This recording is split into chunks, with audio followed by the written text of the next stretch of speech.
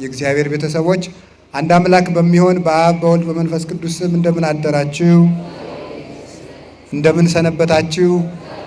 እንደምን ቆያችሁ? በቸርነቱ ለዚህ ቀን ያደረሰን ፈጣሪያችን እግዚአብሔር ስሙ የተመሰገነ ይሁን። እግዚአብሔር በመካከላችን ተገኝቶ እንዲያስተምረን ቅዱስ ፈቃዱ ይሁንልን። ያው በጣም ብዙ መምህራን አሉ። የኔታ አራት አይና የሚያስተምሩ ነበር። በእውነቱ እምቢ እያሉ ነው እሳቸው እንጂ አስቸግረውኝ ነው በእውነቱ እንጂ እኔ ማስተማር ፈልጌ አይደለም። እያስቸገሩ ግን እምቢ ይላሉ፣ አላስተምርም እያሉ ለወደፊቱ ይተው በሏቸው። እያስቸገሩ ነው፣ አላስተምርም እያሉ ነው እንጂ እሳቸው ነበር የሚያስተምሩ። ደግሞ ምንም ነገር ቢያመካኙ እሺ አይሉ። አንድ ጊዜ ደብረ ብርሃን ቅድስት ሥላሴ ተገናኝተን አይ እርስዎ ያስተምሩ እኔ ገና ተማሪ ነኝ አልኳቸው።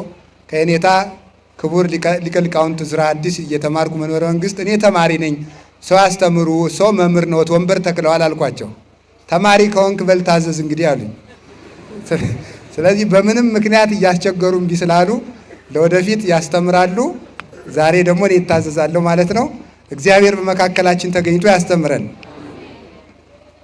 ዘተወክፈ አሃደ ሕፃን ዘከመዝ ኪያየ ተወክፈ፣ እንደዚህ ያለውን ሕፃን የተቀበለ እኔን ተቀበለ በሉ። ሁላችሁም እንደዚህ ያለውን ሕፃን በሉ የተቀበለ እኔን ተቀበለ።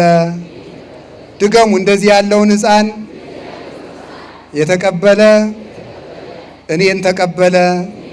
ሶስተኛ እንደዚህ ያለውን ሕፃን የተቀበለ እኔን ተቀበለ።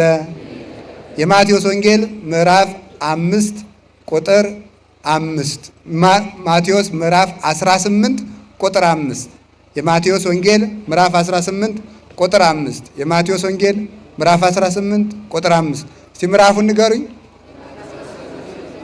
ምዕራፍ 18 ቁጥር መያዝ አለባችሁ፣ መያዝ አለባችሁ። እናንተ ዝም ብላችሁ እየሰማችሁ ነው፣ እየሰማችሁ ነው። አንድ የማይጠቅም ነገር ላምጣላችሁ። የማይጠቅም ነገር ውሃ የሌለው ወንዝ ይጠቅማል? እንጀራ የሌለው መሶብ ይጠቅማል?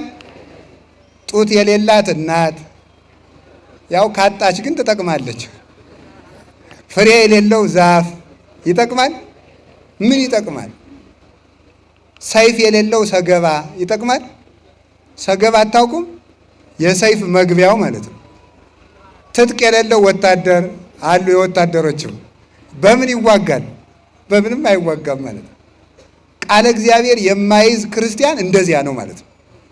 እንደዚያ ነው። አጋንንትን ማሸነፍ አይችልም። አጋንንት በሕሊናው ክርክር ባነሱበት ጊዜ የኛ ሰልፋችን ጦርነታችን ከአጋንንት ጋር ነው። አጋንንትን ተከራክረን የምናሸንፍበት ሰይፍ የእግዚአብሔር ቃል ነው። ስለዚህ መያዝ አለብን። በውስጣችን የእግዚአብሔር ቃል እንደ ዛፍ ነው። ሰናፍጭ ስትተከል ከስር ያለውን ውሃ እየተሻማች እየተመገበች ማዕድኑን ሁሉ እየተመገበች ሌላውን ዛፍ ተነቃቅለዋለች። የእግዚአብሔር ቃል በልቡናችን ስር ሲሰድ የኃጢአት ዛፍ እየተነቀለ ይሄዳል ማለት ነው። መነቀል ይጀምራል። የእግዚአብሔር ቃል ግን በልቡናችን ከሌለ ግን ፈጽሞ ኃጢአት እየሰፋ እየተንሰራፋ እሾሁን እየተከለብን ይሄዳል ማለት። ስለዚህ ቃሉን መያዝ ይገባናል። እንደዚህ ያለውን ሕፃን የተቀበለ እኔን ተቀበለ። ይሄን ያለ መድኃኔዓለም ነው። እንደዚህ ያለውን ሕፃን የተቀበለ እኔን ተቀበለ ያለ ክርስቶስ ነው። ለማን ነው ያላቸው ስትሉ ለሐዋርያት ነው ያላቸው። ወመፁ ሀቤሁ አርዳዩ ለእግዚ ኢየሱስ እንዘይብሉ መኑ እንጋ የአቢ በመንግሥተ ሰማያት። የጌታችን የመድኃኒታችን የኢየሱስ ክርስቶስ ደቀ መዛሙርት ወደ ጌታ በመንግሥተ ሰማያት የሚበልጥ ማን ነው እያሉ መጡ ይላል። በመንግሥተ ሰማያት እንደው ትልቅ ሰው ማን ነው እያሉ ጥያቄ እየጠየቁ መጡ ይላል። ይህ ጥያቄ የተነሳባቸው ምክንያት አለው። እኔ ነኝ ወይስ ሌላ ሰው ነው?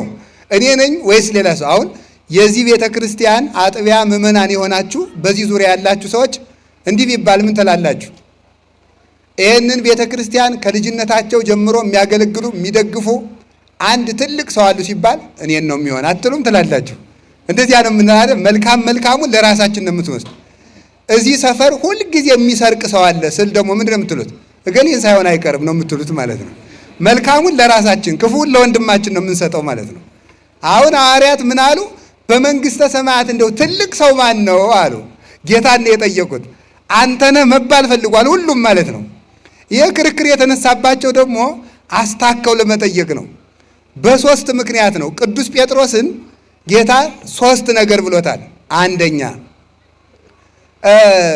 ስሞን ወልደ ዮና የዮና ልጅ ስሞን ሆይ አንተ ብፁዕ ነህ፣ ብፁዕ አንተ ስሞን ወልደ ዮና አንተ ብፁዕ ነህ፣ አንተ አለት ነህ፣ አንተ ኮክ አለት የሚል ስም አወጣልሃለሁ። ወበዛቲ ኮክ አሐንጻ ለቤተ ክርስቲያኔ በዚያች አለት ላይ ቤተ ክርስቲያኔን እሰራታለሁ። ወይክልዋ አናቅጸ ሲኦል አንቀልቅሎታ ወአማስኖታ የሲኦል ደጆች አያናውጻቱም፣ ቤተ ክርስቲያንን በአንተ አለት ላይ መሰርታታለሁ ብሎ ለቅዱስ ጴጥሮስ ጌታ አለት የሚል ስም አወጣለት። አሃ እሺ፣ አለት የሚል ስም አወጣለት። ለእኛስ አላወጣም። እንኳን አለት ድንጋይ የሚል ስም አላወጣለን። እሺ ለምን? አንድ ጥያቄ በሉ። ሁለተኛ ደግሞ ምን ይላል? ወለከ እሁበከ መራውተ ዘመንግስተ ሰማያት ዘአሰርከ በምድር ይኩን እሱረ በሰማያት ወዘፈታይከ በምድር ይኩን ፍቱሃ በሰማያት። በሰማይ ያሰርከው በምድር ያሰርከው በሰማይ ይታሰራል፣ በምድር የፈታኸው በሰማይ ይፈታል። የመንግስተ ሰማያት መክፈቻ ቁልፍ እሰጥሃለሁ አለው። አሃ ቅዱስ ጴጥሮስ ነው የሚበልጥ ማለት ነው። ሁለተኛ ጥያቄ። ሶስተኛ ደግሞ አንድ ቀን ጸሐፍት ፈሪሳውያን ተሰብስበው መጡና መምህር አሉት ጌታን። አቤት። ለቄሳር ግብር እንክፈል አንክፈል? የዚህ ዓለም አንዱ ተንኮሉ መምህራንንና አባቶችን በፖለቲካ አጣብቂኝ ውስጥ ማስገባት ነው። አንዱ ተንኮሉ አሁን እዚህም ውስጥ እኮ አለ። እዚህ ወሬ ሊጠባ የመጣም ፖለቲካ የምንሰብክ መስሎት የመጣ እዚህም ውስጥ አለ አሁን ማለት ነው። እነማን እንደሆኑ እግዚአብሔር ያውቃል። ለነፍስ ተምረህ ብትሄድ ይሻል ነበር ይልቅ ማለት ነው። አሁን ምን አሉት? ለቄሳር ግብር እንክፈል አንክፈል አሉት። አይ ክፈሉ ቢል አረ የሰውዬ ፖለቲከኛ ነው ሊሉት፣ አትክፈሉ ቢል ደግሞ በመንግስት ላይ ያምጻል ሊሉት ማለት ነው። ችግር እኮ ነው እናንተ። ከሰው ጋር መኖር እኮ ችግር እኮ ነው።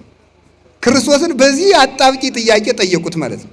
ዛሬ የቤተ ክርስቲያን አባቶችን ይሄ መንግስት ልማታዊ ነው ቢባል ፖለቲከኛ ናቸው፣ እኒህ ሰውዬ ተነካክተዋል ማለት ነው ይባላል። ይሄ መንግስት ሌባ ነው ቢባል ደግሞ እኔም አላልኩም አሰረቀም እንላለን። ሌባ ነው ደግሞ ከተባለ ደግሞ አሃ ይሄን መንግስት ሊገለብጡ ነው ማለት ነው ደግሞ ይባላል ማለት ነው። ችግር ሁሉንም ሲናገሩ ችግር ነው።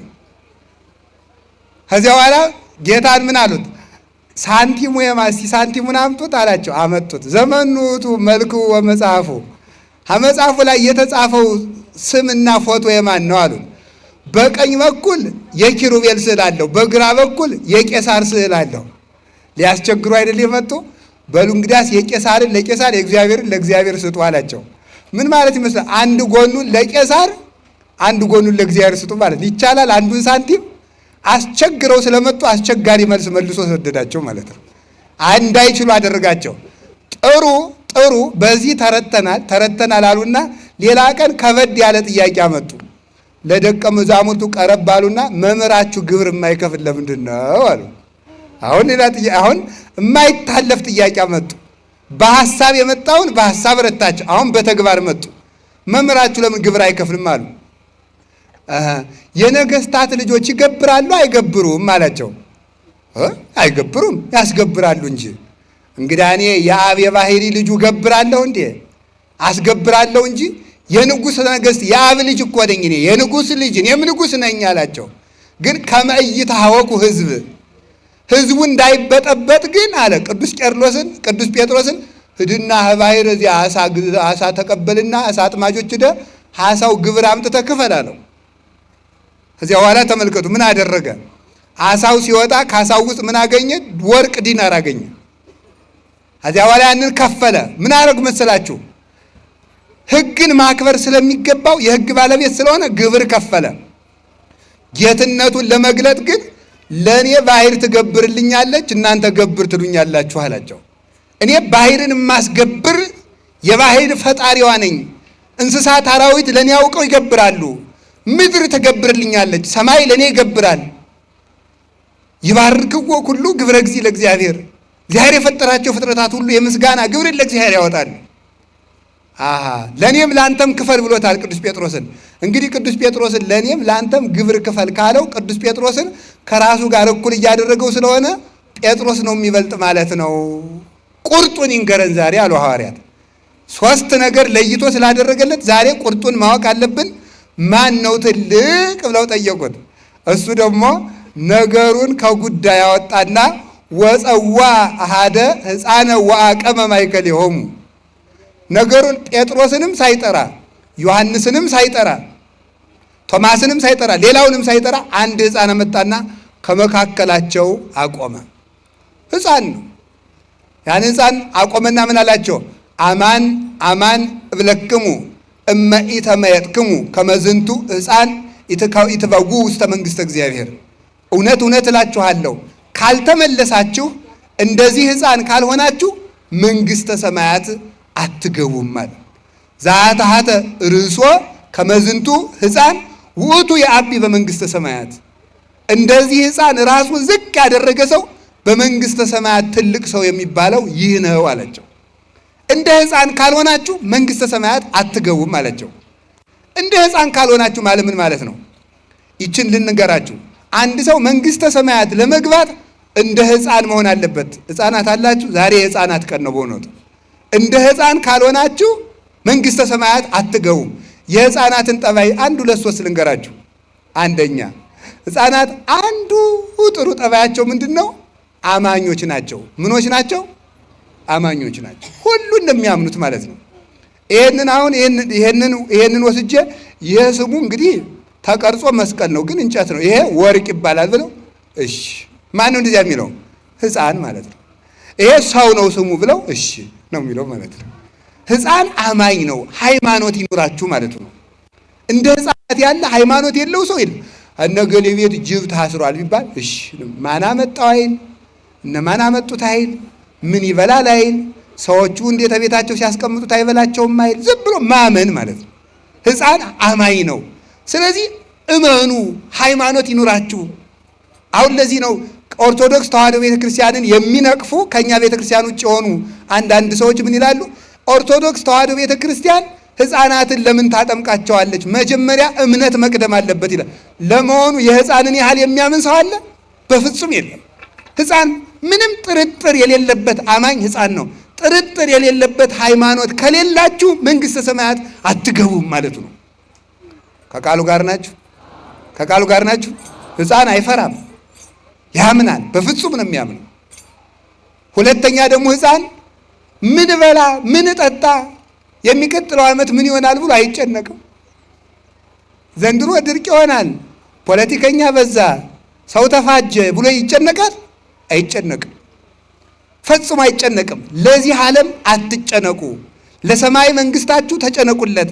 የሰማይ መንግስት ስትፈልጉ የምድር መንግስት ይሰጣችኋል። የሰማይ ሰላም ስትፈልጉ የምድር ሰላም ይሰጣችኋል። የሰማይ ሀብት ስትፈልጉ የምድር ሀብት ይሰጣችኋል። ስለዚህ ለዚህ ዓለም አትጨነቁለት ለማለት አንዱ የሕፃን ጠባዩ ይሄ ነው። ሕፃናት አይጨነቁም። ሶስተኛ ደግሞ ሕፃናት ለክብራቸው አይጨነቁም። አይገርማችሁ?